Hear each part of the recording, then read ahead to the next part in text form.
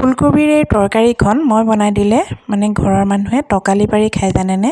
কেনেকৈ বনাইছোঁ আপোনালোকক ইয়াত দিছোঁ মই ধিয়াটো। ফুলকবি আৰু আলু আধা সিজা কৰি লৈছোঁ। তাৰ পাছত তেল গৰম কৰি লৈ মই এতিয়া কম তেলতে পটল ফ্ৰাই কৰি দেখুৱাম আপোনালোকক। এইকণ তেলতে মই গোটেইখিনি পটল ভাজিম। চাবচোন তেলখিনি বেছি গৰম হ'বলৈ নিদিব, তাতে হালধি নিমখ দি এনেকৈ কোমলকৈ লৰাই ঢাকি দিব, জুইটো কমাই দিব। যেতিয়া পটলখিনি দুইটা চাইডে সিজি আহিব তেতিয়া জুইটো অকণ বঢ়াই দি আকৌ এবাৰ লৰাই দিব, হৈ যায়। এয়া মই এনেকৈ লৰাই দিছোঁ, ভাঙিবলৈ নিদিব, অলপ কোমলকৈ হেতাখনে লৰাব লাগে যাতে এপিছো নাভাঙে। ঠিক তেনেদৰে এতিয়া মই ঢাকনিখন উদঙাই চাম।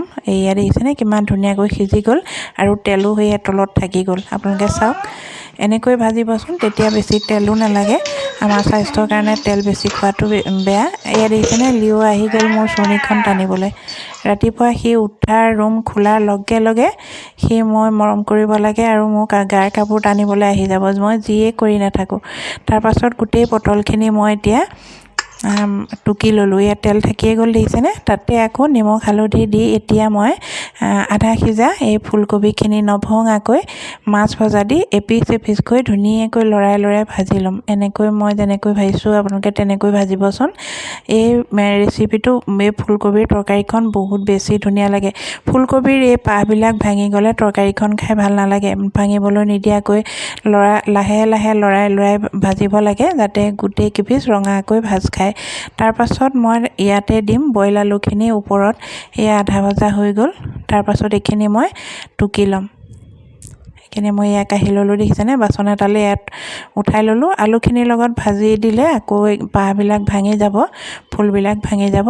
এতিয়া মই তাত আকৌ বইল আলুখিনি একেখিনি তেলেই মই দিয়া নাই দেখিছেনে, সেইখিনি তেলতে আলুখিনিও মই ভাজি লৈছোঁ। আলুখিনি ৰঙা হোৱালৈকে মই ভাজি থাকিম। এয়া দেখিছেনে ভাজি লৈছোঁ। তাৰপাছত আলুখিনিও মই টুকি ল'ম। এয়া আলুখিনি টুকি লৈ পিঁয়াজ এফাল দিছোঁ। মই খুব কম বস্তু প্ৰয়োগ কৰোঁ আঞ্জা বনালে। তাৰপাছত বিলাহী এটা কুটি লৈ এতিয়া সেইখিনি তেলতে মই ভাজি আছোঁ। ধুনীয়াকৈ ভাজিব লাগিব যাতে বিলাহীখিনি জহি যায়। এইখন তৰকাৰী খাবলৈ আপোনালোকৰ বহুত বেছি ধুনীয়া। আপোনালোকে বনাই খাই চাব, ঘৰৰ মানুহও ভাল পাব আৰু খুব কম খৰচত হয়। তেল মছলা নিদিয়াকৈ বনোৱা হৈছে এইখিনি, বহুত ধুনীয়া লাগে খাই। আপোনালোকে বনাই খাই চাব। অকণমান তেলতে আদা নহৰু দিবলৈ নাপাহৰিব। 2 ফুট নহৰু আৰু একেবাৰে অকণমান এচকল আদা পিচি তেলতে দি দিব। তাৰপাছত বিলাহীখিনি ভাজি ল'ব।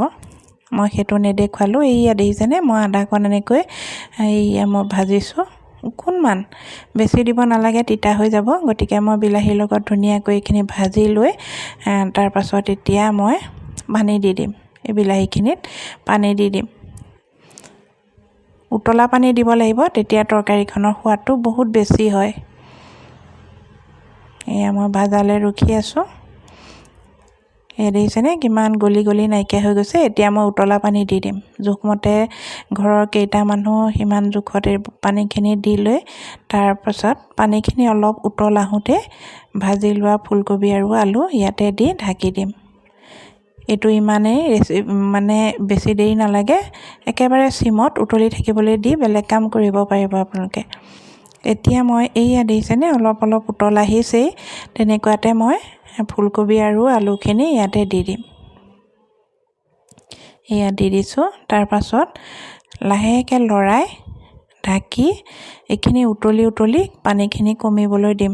একেবাৰে চিমত দি দিব, তেতিয়া সোৱাদটো বহুত বেছি হয়। এতিয়া চিমত দি এয়া উতলি হৈছে আৰু উতলি এয়া কমি গৈছে দেখিছেনে।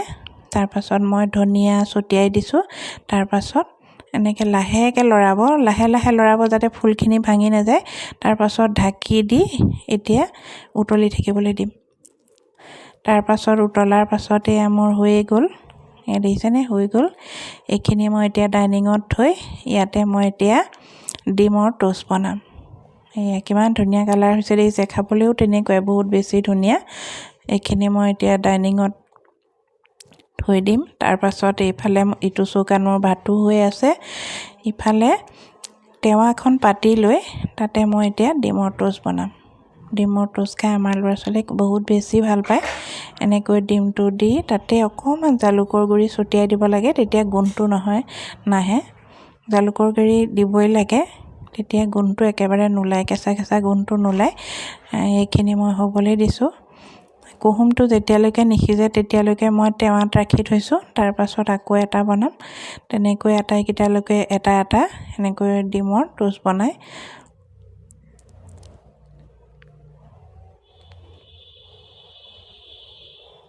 এনেকৈ লুটিয়াই দিব নালাগে, এনেকৈ লাহেকৈ লৰাই থ'ব লাগে যাতে